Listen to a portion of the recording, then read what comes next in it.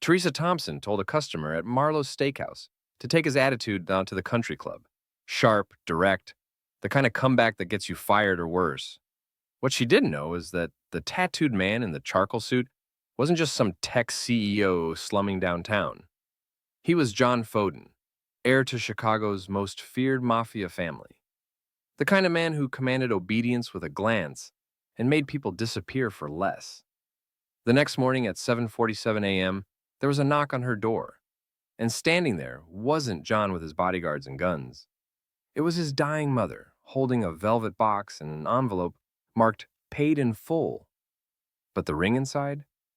It belonged to a dead woman, and wearing it would pull Teresa into a world where love and violence were the same language. Teresa Thompson would later trace every terrible thing that followed back to one moment, the night she forgot that silence was survival and opened her mouth instead. But standing in the warm amber lighting of Marlowe's Steakhouse at 10:47 p.m. on a Wednesday, exhausted down to her bones, reeking of truffle oil and espresso, she didn't think about consequences. She just reacted. The man had been cruel to Shanice, their newest server, a single mother working 3 jobs to stay off welfare. He'd snapped his fingers at her like she was livestock, then complained when his Macallan 25 arrived in the wrong type of glass, as if a downtown steakhouse should stock crystal for every brand of overpriced whiskey. Perhaps the Peninsula Hotel would better suit your refined tastes, sir, Teresa said, her voice cutting through the low murmur of conversation as she adjusted the orchid centerpiece at his table. We're fresh out of crystal thrones. The restaurant didn't go quiet all at once. It was gradual, a ripple of silence spreading from table to table like blood through water. The kind of hush that raised the hair on the back of your neck, that whispered in the ancient language of prey animals sensing wolves. Teresa looked up. He was staring at her. Not glancing, not looking. Staring. The kind of unblinking focus that stripped away pretense and saw straight through to the raw parts of yourself you kept locked away. His eyes were pale, almost colorless in the low light, like winter ice over deep water. And they held something she couldn't name. Not rage, exactly. Something colder, more permanent. Before we get started, don't forget to give this video a like, hit that subscribe button, and tell us in the comments where you're tuning in from. Your support helps us bring you even more incredible stories. And trust me, you won't want to miss what's coming next. Now let's get into the story. He was beautiful the way a loaded gun is beautiful. All clean lines and restrained violence. Light-skinned with dark hair slicked back from a face that could have sold luxury watches or fronted a crime syndicate with equal ease. Ink crawled up his neck from beneath his collar, intricate, expensive tattoos that suggested stories written in blood and regret. He wore a charcoal suit tailored so precisely it looked painted on, cut to shoulders that suggested he didn't just give orders. He delivered consequences. Did you just correct me? His voice was low, controlled, but it carried across the dining room like silk wrapped around a blade. Teresa's heart kicked hard against her ribs. Every survival instinct she possessed screamed at her to apologize, to lower her eyes, to remember she was a 29-year-old waitress with $40,000 in nursing school debt and a Honda that coughed when it rained. Not someone who could afford to offend men who wore power like cologne. But Teresa had spent too many years biting her tongue. Too many shifts letting entitled customers treat her like furniture. Too many years before that, letting her ex-fiancé convince her that her opinions were noise, her presence a burden. She was done making herself invisible. I did, she said, holding his gaze even though her hands trembled slightly against her apron. And I'll do it again if you treat my staff like they're beneath you. Something flickered in those pale eyes. Surprise, perhaps? Or intrigue? The 2 men flanking him, because of course he had men flanking him, both built like they bench-pressed motorcycles for cardiovascular warm-up, tensed visibly. One of them, a hulking figure with a scar bisecting his eyebrow, shifted forward. But the beautiful, terrifying man raised one hand. Just one small gesture, fingers barely lifted from the table, and the bodyguard froze mid-step like a dog called to heel. That's when Teresa understood this wasn't just some tech CEO slumming in her steakhouse. This was someone who commanded obedience with a glance, who moved through the world expecting it to rearrange itself around him. This was danger in Italian wool and hand-stitched leather. He stood slowly, unfolding from the booth with a predator's deliberate grace, and walked toward her, each step measured, purposeful. Teresa's body locked in place like a rabbit watching a wolf cross an open field, knowing it should run, but paralyzed by the inevitability of what comes next. He stopped just inches away, close enough that she could smell his cologne, something dark and expensive. Sandalwood and gunpowder, close enough to see the thin white scar cutting through his left eyebrow, a small flaw in an otherwise perfect facade. Close enough to feel the heat radiating off him, like a furnace barely contained. "What's your name?" he asked, his voice quieter now, almost gentle. "Teresa." It came out steadier than she felt. "Teresa Thompson." "Teresa Thompson." He said it slowly, deliberately, like he was committing each syllable to permanent memory. Like he was tasting her name and deciding whether he liked the flavor. "You have no idea who I am, do you?" She should have lied, should have nodded frantically and apologized and prayed he'd leave before she made it worse. "Should I?" she asked instead, lifting her chin. The corner of his mouth lifted, not quite a smile, but something close, something that transformed his face for just a heartbeat, made him look younger, almost human beneath the armor of wealth and violence. "No," he said softly. "Maybe that's better." He reached into his jacket. Both bodyguards' hands twitched toward their concealed weapons, which answered a question Teresa hadn't wanted confirmed, and pulled out a leather wallet. He extracted several bills without looking at them and placed them on her serving tray.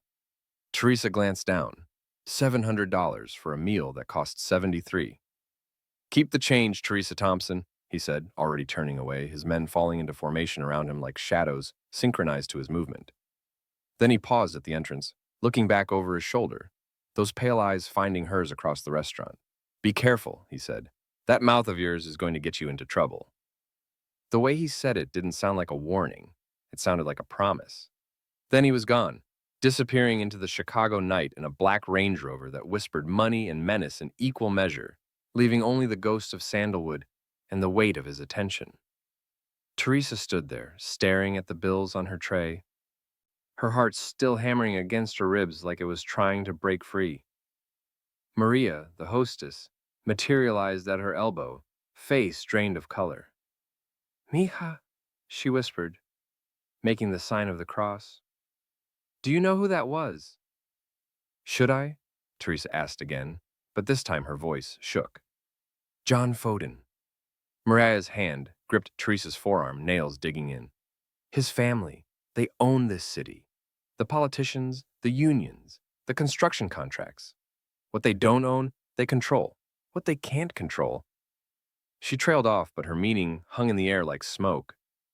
Teresa's stomach dropped 6 floors. She'd heard the name Foden before. Everyone in Chicago had. It was whispered in the same breath as old money and older sins. The kind of family that didn't break laws because they decided which laws mattered. The kind of name that made even cops look the other way. "Oh God," Teresa breathed. "I just told a Mafia boss he should try the peninsula." Maria squeezed her shoulder, her weathered face etched with worry. "Go home, Teresa. Lock your doors, light a candle. Pray to Santa Muerte that he forgets about you by morning." But as Teresa drove home through empty streets, her hands still shaking on the wheel, his face lingered in her mind. Those pale eyes, that almost smile, the way he'd looked at her, like she was an equation he intended to solve, a challenge he couldn't resist. Teresa had a feeling John Foden didn't forget anything. And she was right, because the next morning at 7:47 a.m., there would be a knock on her door, and behind it would stand not John Foden, but someone far more dangerous. His mother, holding an apology Teresa never asked for, and a ring that would change everything when John Foden returned that night. Not in the Range Rover with tinted windows and armed shadows, not with the theater of power and barely concealed violence. He walked through the door of Marlowe's Steakhouse at 11:23 p.m. like any other customer. Except no other customer made the entire front-of-house staff freeze mid-motion, waiters clutching menus like shields. The hostess suddenly discovering an urgent need to check the reservation system. Teresa, restocking wine glasses behind the bar, felt him before she saw him. That particular quality of silence. The one that meant predators were in the room. She looked up. He'd claimed a booth in her section, of course. But this version of John Foden was different from the man who'd left $700 in veiled threats 2 nights ago. No bodyguards flanking him like attack dogs, no suit jacket, just a white dress shirt with the sleeves rolled to his elbows, revealing forearms roped with muscle and more of that expensive ink. His collar was open, no tie, and his dark hair looked like he'd been running his hands through it. He looked tired, human, dangerous in a different way, like a storm barely contained by willpower. Teresa considered pretending she hadn't seen him, sending Shanice to take his order, running out the back door and never returning. Instead, she walked over, order pad in hand, spine straight. "We're out of crystal," she said by way of greeting. "And the peninsula still takes walk-ins." The corner of his mouth lifted, that almost smile that transformed his face into something younger, less carved from marble. "I'll survive the disappointment. Coffee or something that'll actually impress you?" "Just water." He gestured to the seat across from him. "And your company if you're finished pretending you're too busy to talk to me." It wasn't a request, but it wasn't quite a command either, something in between. An invitation wrapped in expectation. Teresa glanced around. The dinner rush had ended an hour ago. Only 3 tables remained, and Marcus could handle them. She should say no. Should maintain professional distance from men who had people pay her rent as apologies. She slid into the booth. "You spoke to my mother," John said, leaning back, those pale eyes studying her face with unsettling focus. "She came uninvited. She does that." Something soft flickered across his features. It's her superpower, walking into places she doesn't belong and somehow making them better just by being there. "She paid my rent." "I know. I didn't ask for that. I know that too." He tilted his head slightly. "You could have slammed the door in her face, thrown the money back. Most people in this city would have taken it and asked for more. You did neither. Why?" Teresa met his gaze, refusing to flinch. "Because I'm not for sale, Mr. Foden. My dignity doesn't have a price tag." "John," he corrected, "and I'm aware. That's why I'm here. To bother me while I work? To understand you." The statement hung between them. Too honest, too direct. Teresa felt something shift in her chest. A warning or an invitation, she couldn't tell which. "Why?" she asked. "Because you're the first person in 5 years who looked at me and saw someone worth correcting instead of someone to fear." He leaned forward, elbows on the table, and suddenly the space between them felt smaller, charged. "Do you know how rare that is? How exhausting it gets, being treated like a loaded weapon everywhere you go?" "You are a loaded weapon," Teresa pointed out. "Your mother didn't need to tell me your family owns this city. I have working eyes and Google." He laughed, actually laughed. A low, genuine sound that shouldn't have made her stomach flutter, but did. "Fair, but I didn't choose this. I inherited it along with my father's suits and his enemies and his debts written in blood. You, though," his eyes searched her face, "you chose to work here. Why? You're smart, educated. I can see it in how you carry yourself, how you speak. So why waitressing?" Teresa's jaw tightened. "That's none of your business." "Probably not," he agreed. "Tell me anyway." She should have stood up, should have walked away. But something about the way he asked, not demanding, not entitled, just genuinely curious, made her answer. "Nursing school," she said quietly. "I was 2 semesters from graduating when my mother got sick. Stage 4 pancreatic cancer. I dropped out to take care of her. By the time she died, I'd burned through my savings, maxed out my credit cards, and my student loans went into default. This job pays enough to keep me fed and housed, while I figure out how to climb back." The silence that followed felt heavy and weighted with something Teresa couldn't name. John's expression had changed, the almost smile gone, replaced by something raw, almost painful to witness. "I'm sorry," he said, and it sounded like he meant it. "About your mother." "Yeah, me too. And you'll go back to nursing school? Eventually, when the universe stops kicking me in the teeth long enough to let me breathe." "The universe," John said softly, "can be persuaded to cooperate with the right encouragement." Teresa leaned forward, eyes narrowing. "I don't need your money, John. I don't need your family's influence or your guilt or whatever this is. I'll get there on my own terms. Even if it takes 10 years, even then, because it'll be mine, earned, not bought. That smile again, but fuller this time, reaching his eyes and making them almost warm despite their paleness. You've got fire, he said. Most people I meet only have fear. They perform for me. Tell me what they think I want to hear. Bend themselves into shapes they think will please me or survive me. But you, he shook his head slowly. You'd burn your own life down before compromising what you believe is right. Is that supposed to be a compliment? It's an observation. And yes, he stood, pulling a card from his pocket and placing it on the table between them.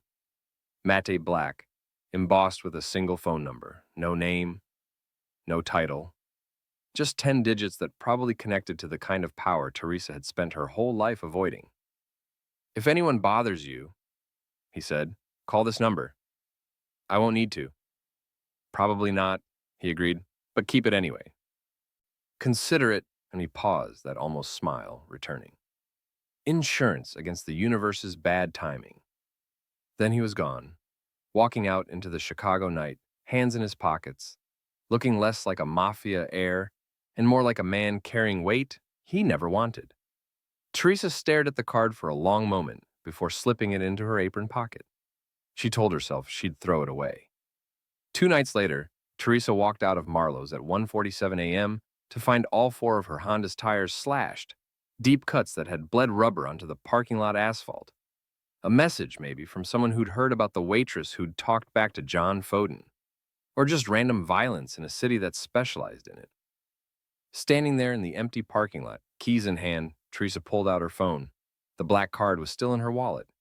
She told herself she was just being practical, that this wasn't weakness or surrender, that sometimes accepting help was just survival.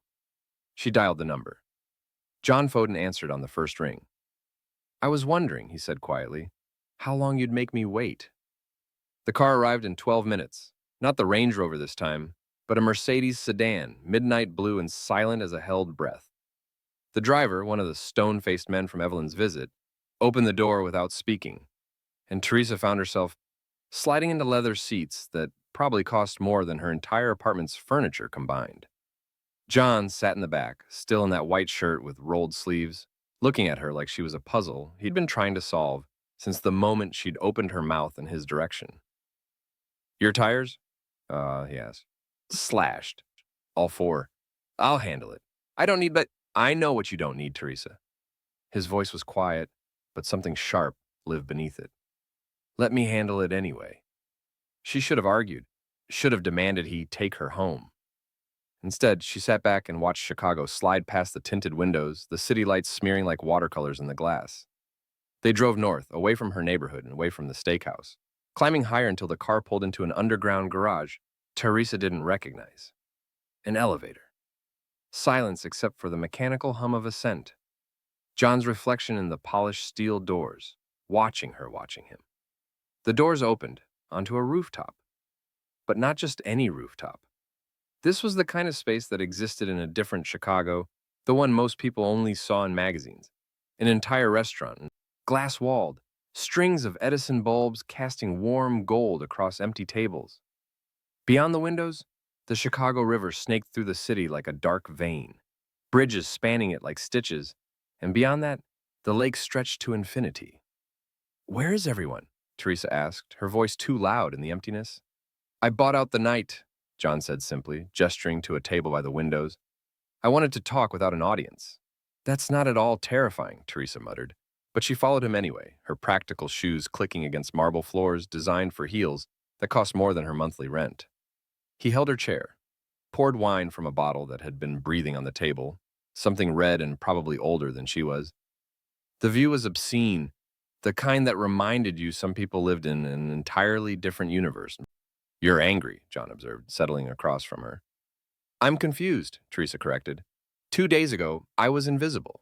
Now I'm in an empty restaurant that probably requires a mortgage to book, with a man whose mother paid my rent and whose last name makes grown men nervous. So, yes, forgive me for being a little off balance.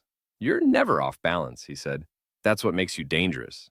I'm a waitress with student debt. You're the dangerous one. Am I? He leaned back, the city lights behind him turning him into a silhouette, something between man and shadow. Do you know what I wanted to be, Teresa?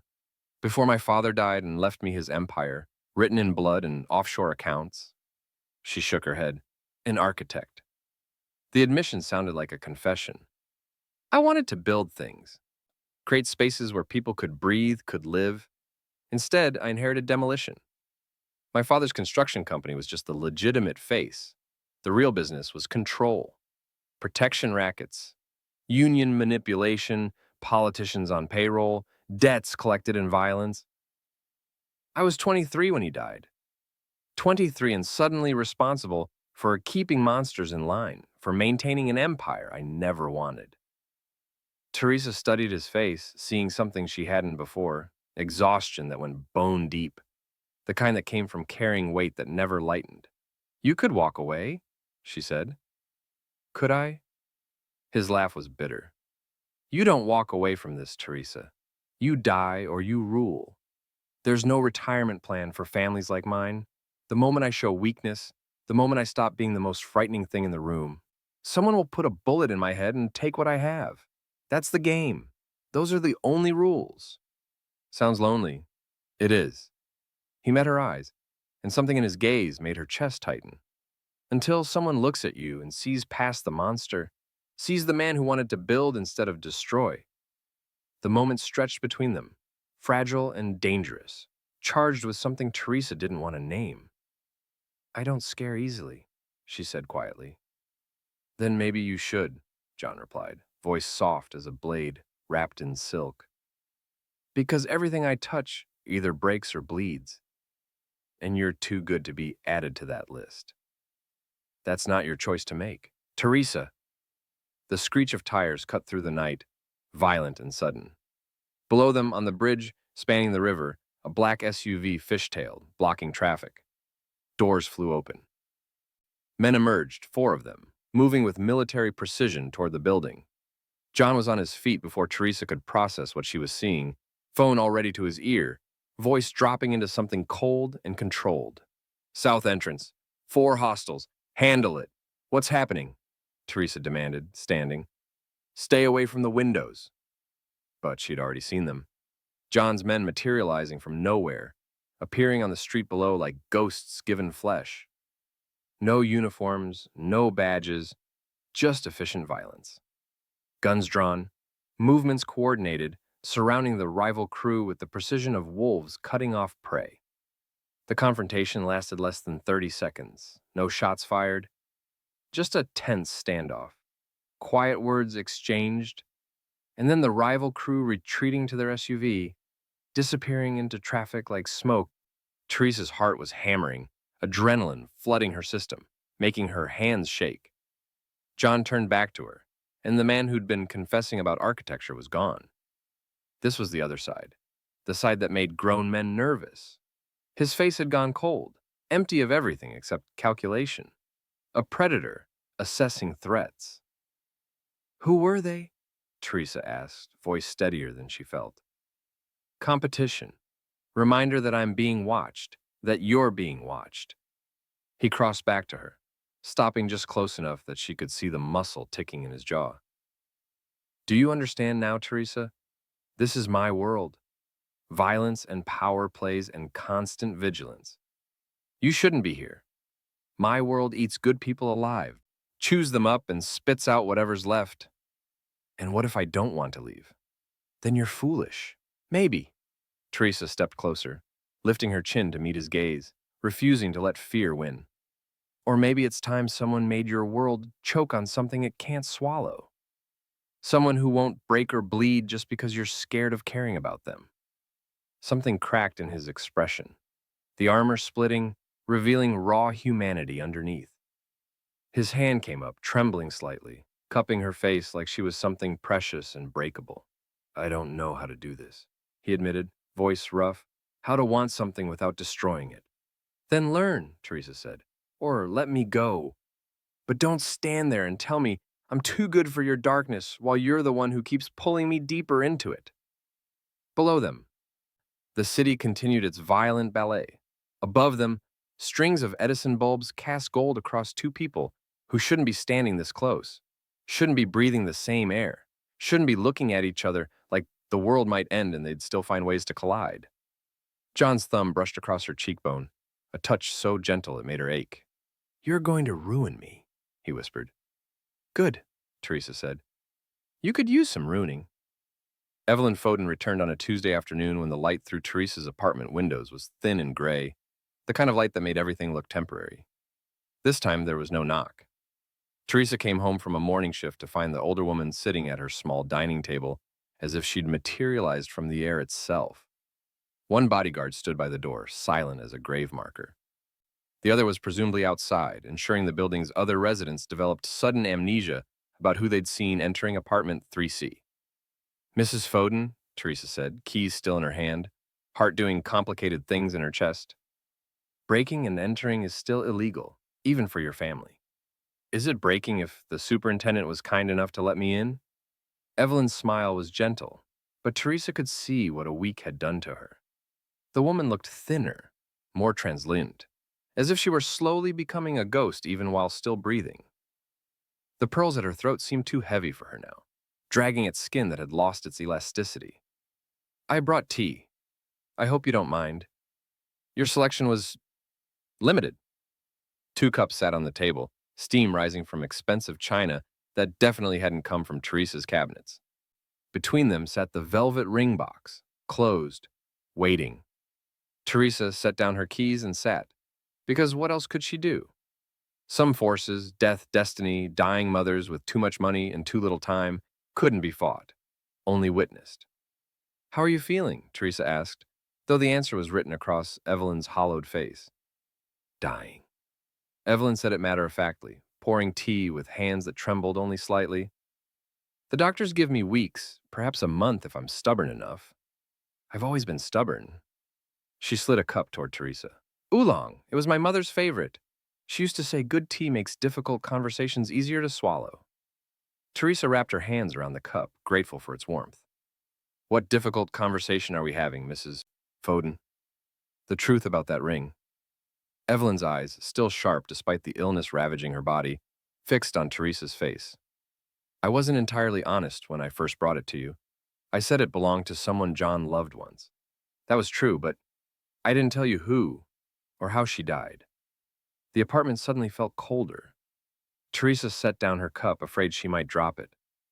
"Her name was Alessandra Romano," Evelyn continued, her voice taking on the cadence of confession, of last rites spoken in dim rooms. "She was 24, beautiful, brilliant, studying international law at Northwestern. She came from a family like ours, money built on morally gray foundations. But she wanted to change things, to use her family's influence for good instead of power." Evelyn's smile turned sad, distant. John loved her for exactly that reason. She made him believe he could be more than what his father had designed him to be. Teresa's throat tightened. "What happened to her?" "Car bomb, 3 years ago, outside her apartment building." Evelyn's voice didn't waver, but her hands did, tea sloshing slightly in her cup. "It was meant for John. A rival family sending a message, trying to destabilize our hold on the construction unions. They knew his schedule, knew his car, but that morning he'd lent it to Alessandra. Her Honda had broken down, and he insisted." The words hung in the air like smoke that wouldn't dissipate. "She died instantly," Evelyn continued. "John was 2 blocks away when the explosion happened. He ran toward the fire instead of away from it, trying to reach her. His men had to physically restrain him. When they finally pulled him back, he was burned, bleeding, screaming her name like prayer." She paused, sipping tea that must have tasted like ash. "That was the day I lost my son." "Oh, his body survived. But the man who loved Alessandra, who believed he could build instead of destroy, that man burned to death in that car." Teresa felt tears sliding down her face and didn't bother wiping them away. "The ring. He'd proposed the week before. She never got to wear it beyond that first night." Evelyn reached across the table, covering Teresa's hand with her own. Her skin was paper-thin, cold despite the tea. "He keeps it as a wound, Miss Thompson, as punishment. Proof that anything good he touches turns to ash and blood. He's spent 3 years believing he's poison, that love is a weapon his enemies will use to destroy everything he cares about. Why tell me this? Teresa's voice cracked. Why give me the ring? Because I'm dying. Evelyn's grip tightened, surprisingly strong. And before I go, I need to believe my son can still be saved. That all the terrible things he's done, all the darkness he's wrapped around himself like armor, that underneath, there's still something human left, something worth redeeming. Her eyes were fierce now, burning with the intensity of a woman racing against time. I didn't just give you the ring as acknowledgement, Teresa. I gave it to you as a plea. You spoke to him like he was human, and something in him responded. Maybe you can heal what I no longer can. Maybe you're strong enough to survive what killed her. I'm not a savior, Teresa whispered. I'm just a waitress trying to pay my bills. You're the first person he's looked at in 3 years without seeing a ghost. Evelyn stood slowly, gathering her coat, her guards materializing to support her. Whether you choose to carry that weight is your decision. I only ask that you consider it. Consider him. Consider that sometimes the most damaged things are worth saving. At the door, Evelyn paused. He'll push you away, Miss Thompson. He'll try to protect you by destroying what's growing between you. Don't let him. Make him face his fear instead of hiding in it. Then she was gone, leaving behind expensive tea, the ring, and the weight of a dying woman's last wish. Teresa sat at her table until the tea went cold, staring at the velvet box. She thought about Alessandra Romano, blown apart by violence meant for someone else. She thought about John Foden, screaming for a woman he couldn't save, carrying that ring like self-inflicted penance.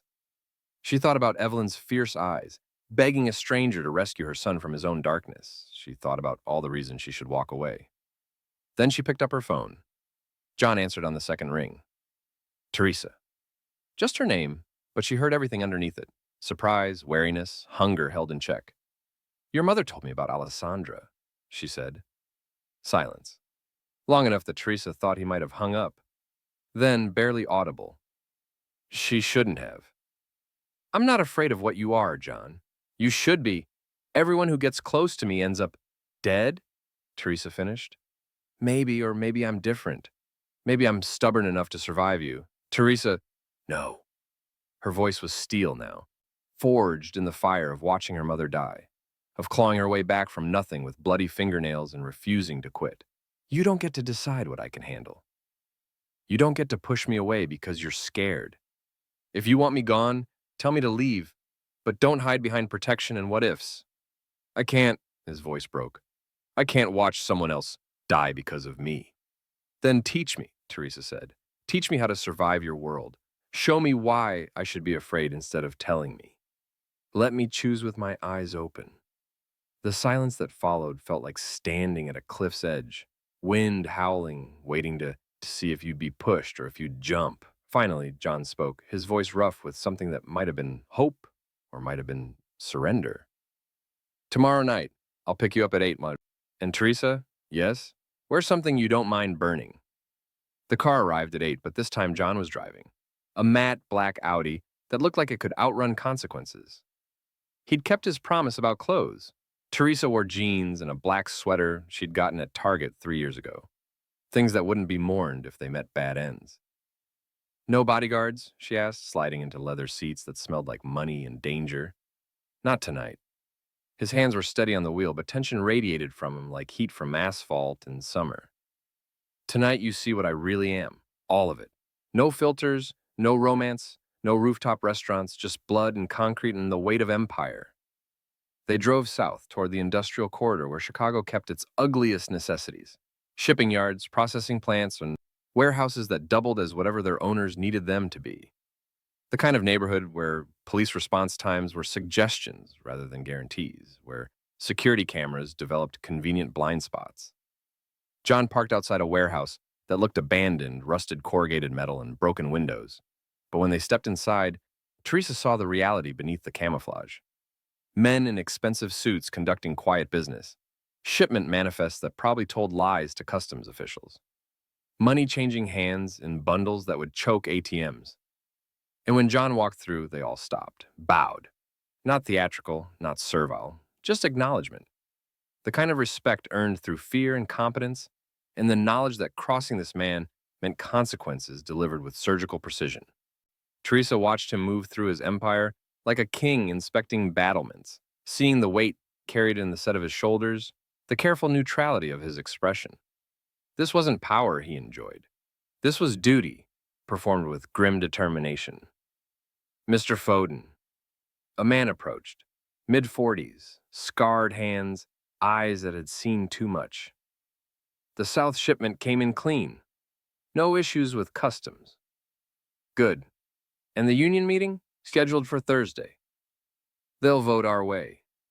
Make sure of it. Not a threat, just certainty wrapped in silk. Anything else? Dmitri Volkov's been asking questions about the girl. Teresa felt John go still beside her, a predator scenting blood. What kind of questions? His voice dropped 10 degrees. Who she is, where she works, whether she's... The gunfire started before he could finish. Not movie gunfire. Not dramatic and choreographed. Real gunfire. Deafening cracks that turned the warehouse into a percussion nightmare. Men shouting, diving for cover. Glass exploding. Teresa's ears rang. Her training from the 2 semesters of nursing school she'd completed kicking in before conscious thought could catch up. John had her on the ground, his body covering hers, protective and immovable. Stay down, he commanded, already moving, pulling a weapon from somewhere she hadn't seen him carrying it. The firefight lasted 30 seconds that felt like 30 years. John's men returned fire with professional efficiency. When silence finally crashed back in, 3 attackers were fleeing out the loading bay, and one of John's guards was down, blood spreading across the concrete from a shoulder wound. Teresa was on her feet before John could stop her, running toward the wounded man, her hands already assessing, applying pressure to the wound with someone's discarded jacket. Call an ambulance, she snapped at the men standing frozen. We can't, one of them stammered. Then get me a first aid kit and shut up. Her voice was calm, controlled, the voice she'd used at her mother's bedside when panic was a luxury neither of them could afford. You, elevate his legs. You, find me clean towels. Move. They moved. John stood 5 feet away, gun still in hand, staring at her like she'd just walked on water while juggling fire. The wounded guard, barely 25, terror in his eyes, looked up at Teresa with something like wonder.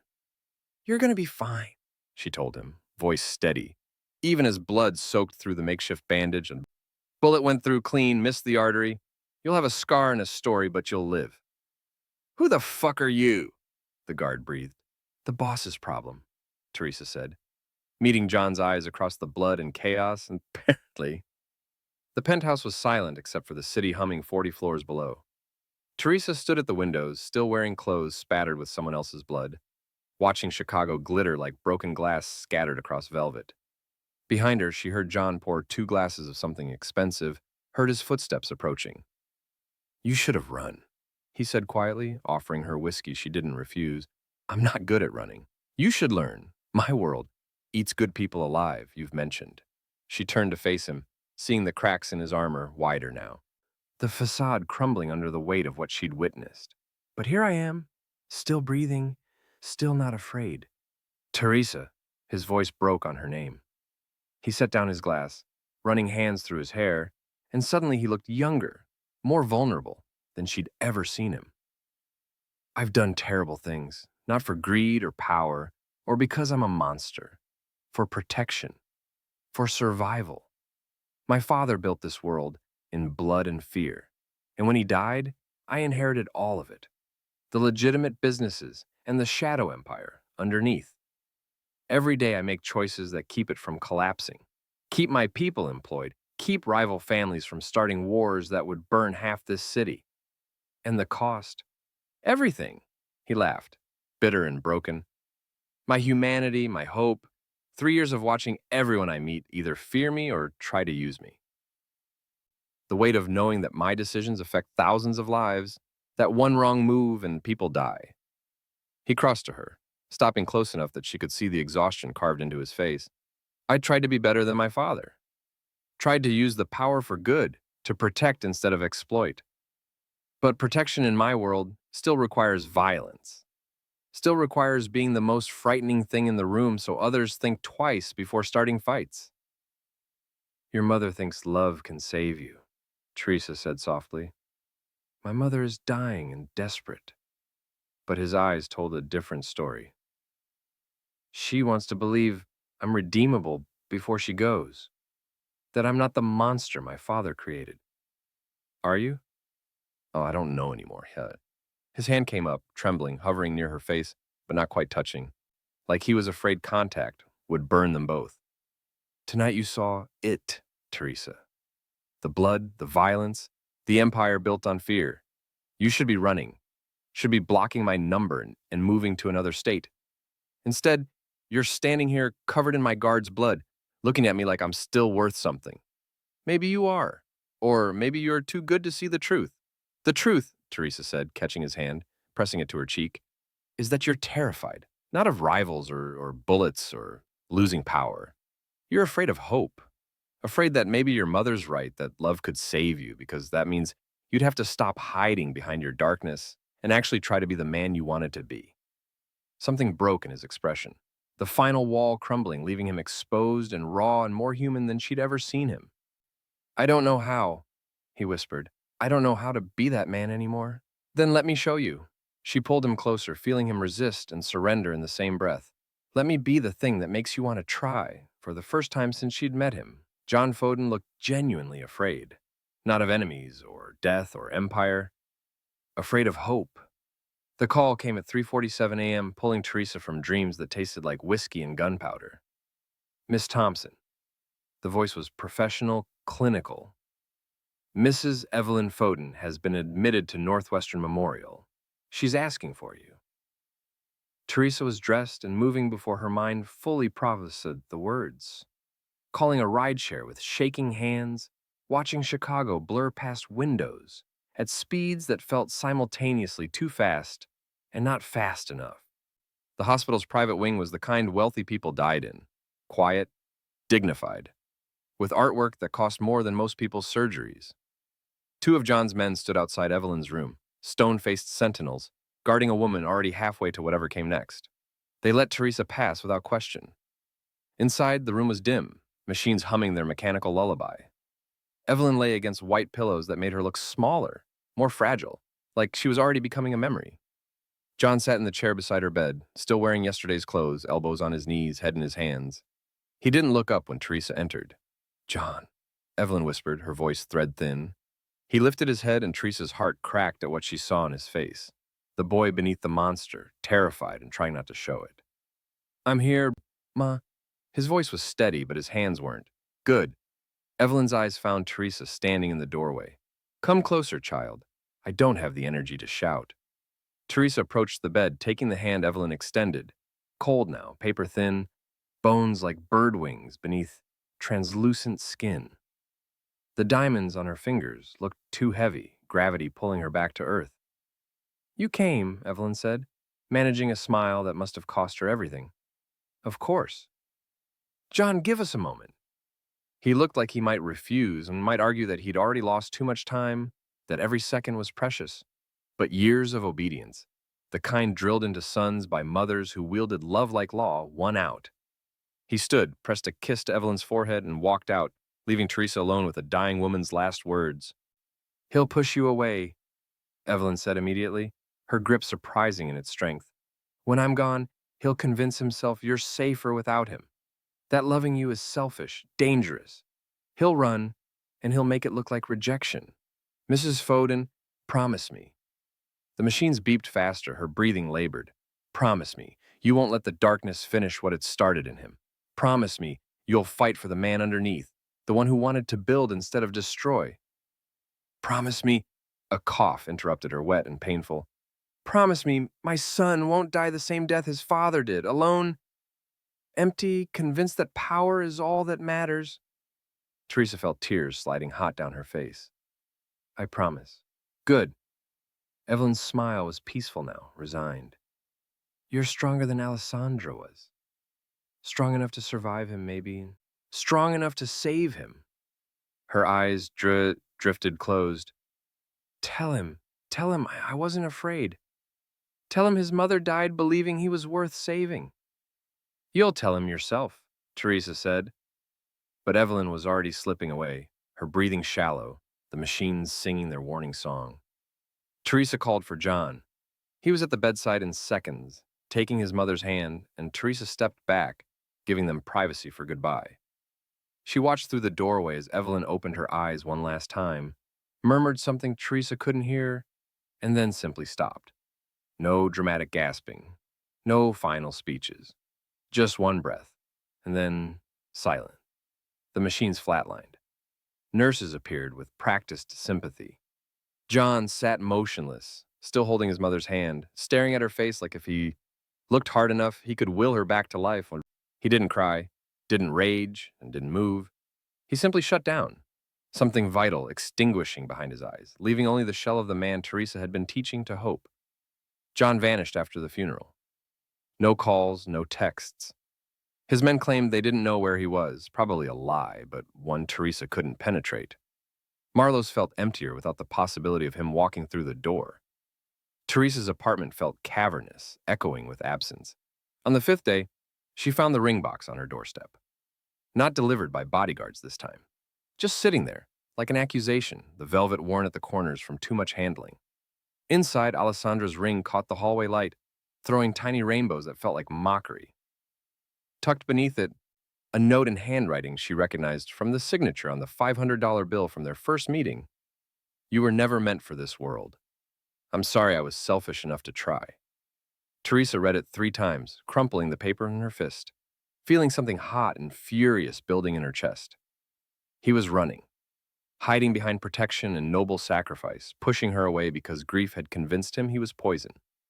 She wanted to scream, wanted to hunt him down and shake him until his teeth rattled. Instead, she put the ring in her pocket and went to work. They came on her walk home 2 nights later. 3 men, emerging from a van that screeched to a stop alongside her in an empty stretch between streetlights. Not John's men. These moved wrong, carried themselves with the entitled violence of people unaccustomed to consequences. Teresa Thompson, the leader smiled, showing gold teeth. We have questions about your boyfriend. She ran. Not towards safety, there wasn't any, but toward the security camera outside the bodega half a block away, toward witnesses and light and the possibility of help. She almost made it. A hand grabbed her arm, jerking her backward. She twisted, remembering self-defense classes from a college she'd never finished, driving her palm toward his nose. He blocked it, laughing, pulling her toward the van. Then the world exploded. Not gunfire this time, something quieter, more surgical.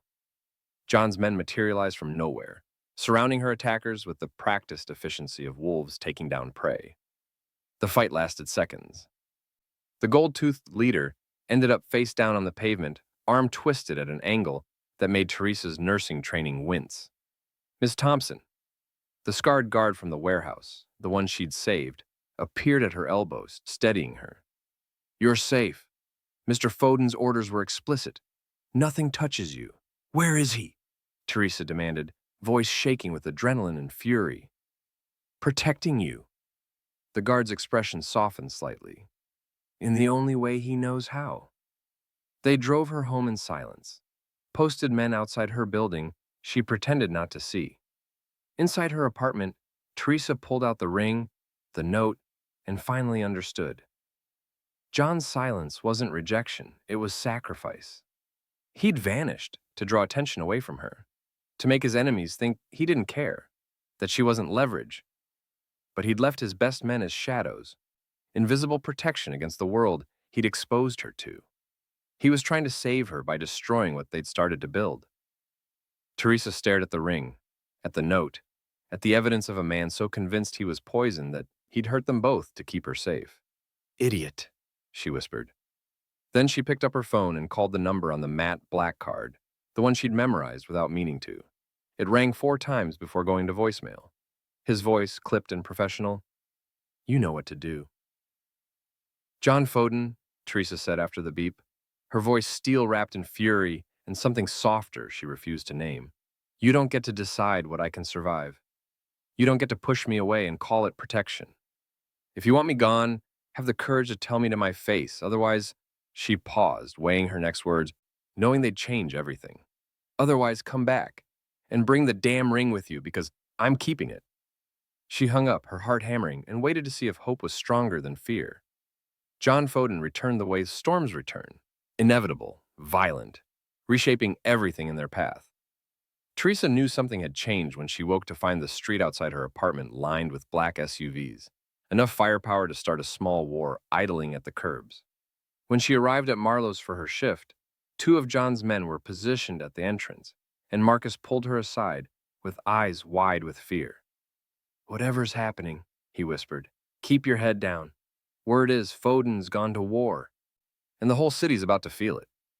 She heard the details in fragments throughout the day. Whispered conversations between customers who thought waitresses were furniture, news alerts on phones quickly silenced. The Volkov organization's headquarters raided at dawn.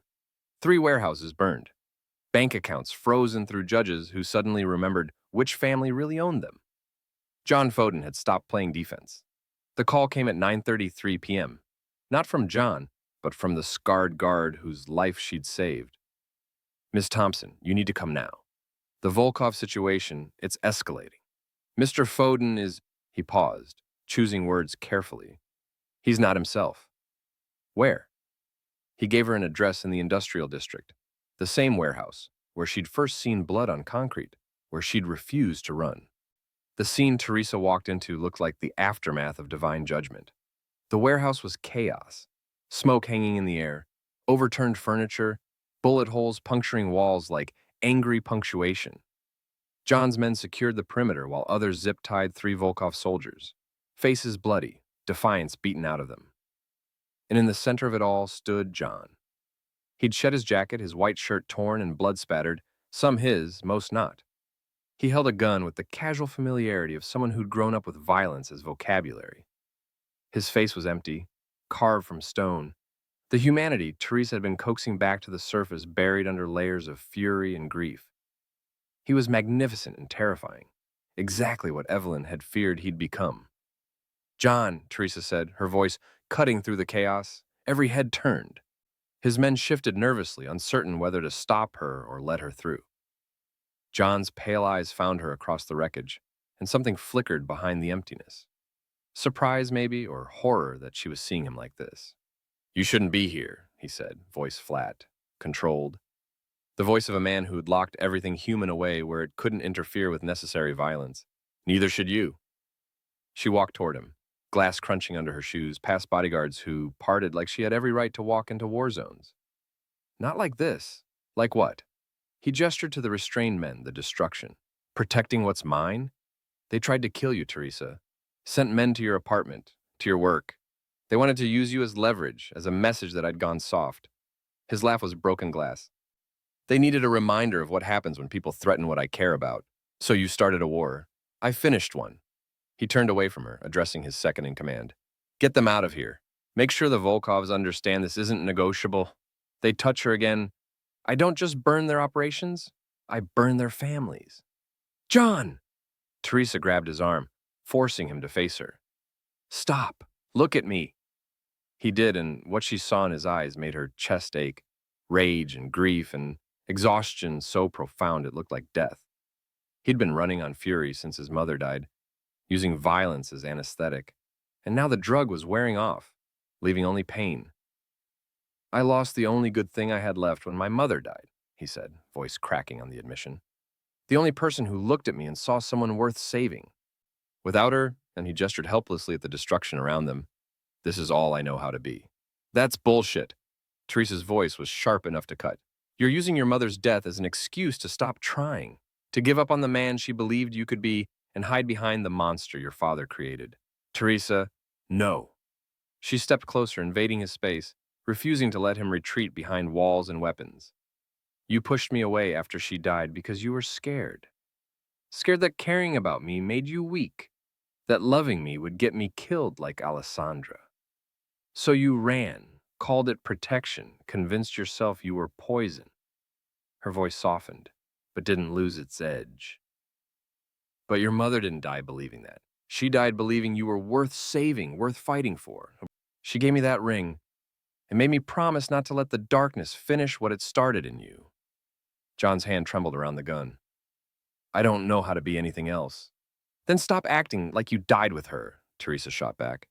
You still have a choice, John. Right now.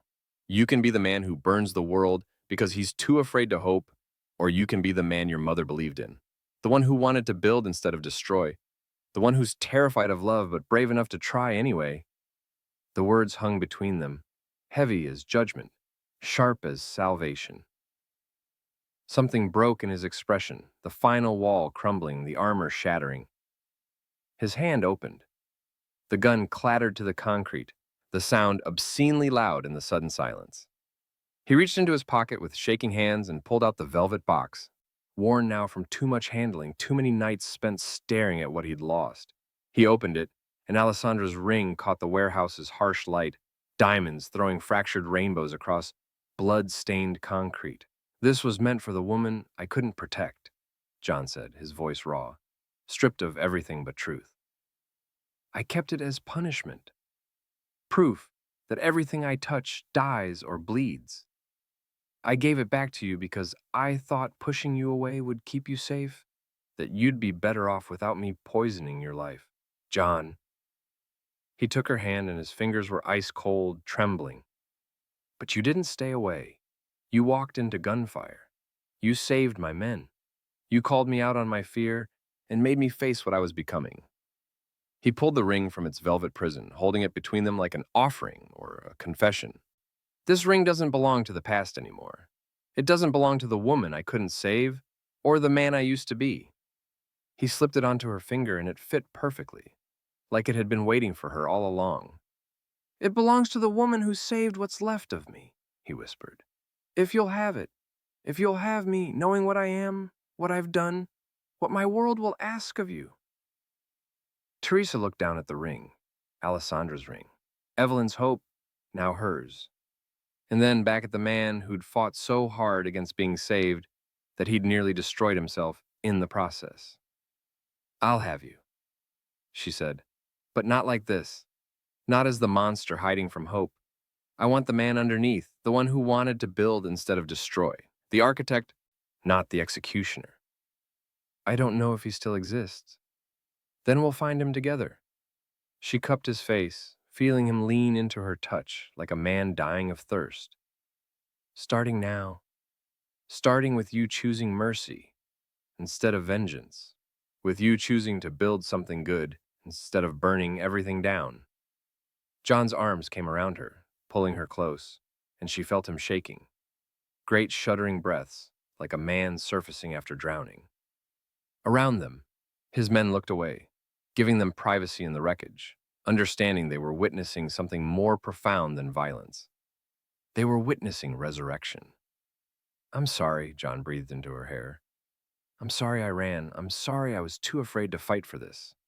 Then stop apologizing, Teresa said, and start proving your mother right. Above them, the warehouse's broken skylights framed a sliver of Chicago sky, stars barely visible through the city's light pollution, but visible enough to remind them that even in darkness, something still burned bright enough to guide lost things home.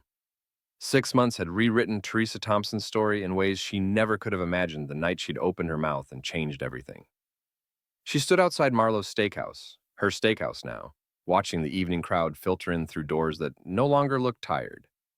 The renovation had taken 3 months and more money than she'd ever thought she'd see in one lifetime. Not John's money, though he'd offered. Money from investors who'd seen her business plan, who'd believed in a 29-year-old former waitress with a vision for what the place could become. The sign above the entrance glowed warm. Marlowe's new ownership, same heart. Inside, Shanice managed the floor with quiet competence, promoted to general manager because Teresa remembered what it meant when someone believed in you. Marcus worked the bar, mixing drinks with the efficiency of someone who'd finally gotten the raise he deserved. And scattered throughout the dining room were faces Teresa recognized, regulars who'd stayed through the transition, who'd trusted her transformation. She'd kept her promise to Evelyn in more ways than one. The nursing school acceptance letter sat framed in her office, deferred for now while she built something that mattered, but waiting for when she was ready. Some dreams could be postponed without being abandoned. Some battles could be fought on multiple fronts. The black car pulled up at 7:47 p.m. exactly, not a minute early or late. John Foden had always had impeccable timing for violence, for business, for showing up in Teresa's life and refusing to leave no matter how hard he tried. But this version of John Foden was different from the man who'd first walked through Marlowe's doors 6 months ago. He emerged from the driver's seat.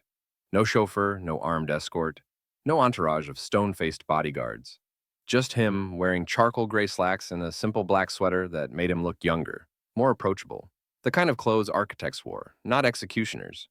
He'd stepped back from the family business in increments that had shocked Chicago's underground, handed operations to trusted lieutenants, liquidated the shadowy enterprises his father had built, kept the legitimate construction company, and transformed it into something that wouldn't make his mother's ghost weep.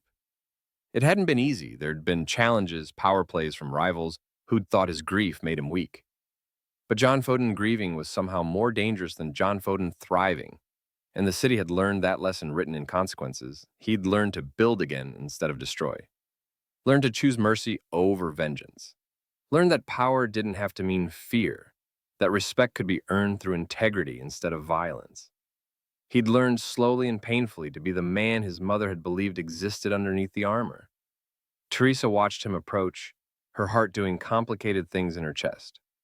The ring on her finger, Alessandra's ring, Evelyn's hope, their promise, caught the streetlight, throwing tiny rainbows across her hand.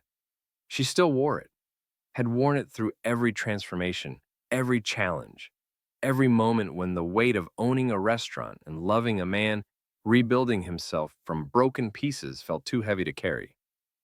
"Miss Thompson," John said, stopping in front of her with that almost smile that had become a real smile over months of learning to hope again. "I heard this place has new ownership. Thought I'd see if they're any good." "Depends on whether you plan to snap your fingers at the staff," Teresa replied, unable to stop her own smile. "I'm trying to break that habit." "Trying? It's a process." He glanced at the restaurant, genuine pride in his expression. "It looks incredible, Teresa. You did this." "We did this," she gestured between them. "You fronted me the loan when banks wouldn't touch me. At market rate with a payment plan you insisted on," he countered. "This is yours. You earned every brick." They stood there, two people who'd met across violence and grief and learned to build something better from the wreckage. The city moved around them, cars passing, people laughing, Chicago doing its eternal dance between beauty and brutality. John's expression shifted, vulnerability crossing his face like clouds across the moon. "I need to ask you something," he said. "You're not getting a discount just because we're together. Not that." He took a breath, and Teresa saw the fear there, not of enemies or death or empire, but of hope, of wanting something so badly it terrified him. "Close your eyes. John, please trust me." She did, standing on the sidewalk outside her restaurant while the city hummed and her heart hammered, and she wondered what new chapter was being written in real time. She heard movement, fabric rustling, and when John spoke again, his voice came from lower, from the ground. "You can look now." Teresa opened her eyes. John Foden knelt on the sidewalk outside Marlowe's, one knee on concrete that had seen too much blood and not enough grace. In his hands, he held the velvet box, worn now from constant handling, from 6 months of carrying it like a talisman against darkness. He opened it. The ring inside was the same and different. Alessandra's diamond marquise, but reset. The rose gold restored, polished until it gleamed. And beside it, a matching band, simple, elegant, new. 6 months ago, John said, his voice steady despite the tremor in his hands, "You wore this ring as a promise that I could be saved, that the man my mother believed in still existed somewhere underneath the monster my father created." He looked up at her, pale eyes reflecting streetlight and hope and hard-won redemption. "You were right, he did exist, buried, broken, afraid, but there. And you dug him out with your bare hands, refused to let him hide, forced him to face his fear and choose hope instead of darkness." Teresa felt tears sliding down her face, hot and unstoppable. "This isn't an apology anymore," John continued. "It's not payment for standing up for yourself or acknowledgement of your courage or my mother's dying wish. It's a promise, Teresa. A promise to build something honest for once in my life. Something good and true that doesn't cost anyone their humanity. He took the ring from its velvet nest. Marry me. Not because my world demands it, or because my enemies need to see you're protected. Marry me because I love you, because you saved my life by refusing to let me waste it, because I want to spend whatever time I have left building the kind of future my mother dreamed of. Teresa dropped to her knees in front of him, cupping his face, feeling him lean into her touch like he still couldn't quite believe she was real. Yes, she whispered. Yes to building something honest. Yes to the man you're becoming. Yes to every difficult, complicated, beautiful day of choosing hope over fear. He slipped the ring onto her finger, where it had lived for 6 months already. But this time the weight felt different. Not borrowed hope or dying wishes, but promises made freely, futures built deliberately. Then let's start with dinner, Teresa said, helping him to his feet, unable to stop smiling. And no snapping your fingers this time. John laughed, really laughed, head thrown back, the sound rich and genuine and free. The sound of a man who'd stopped running from joy, who'd learned that redemption was possible, that love could survive even in darkness if you fought hard enough for it. Deal, he said, though I make no promises about the tipping. Old habits.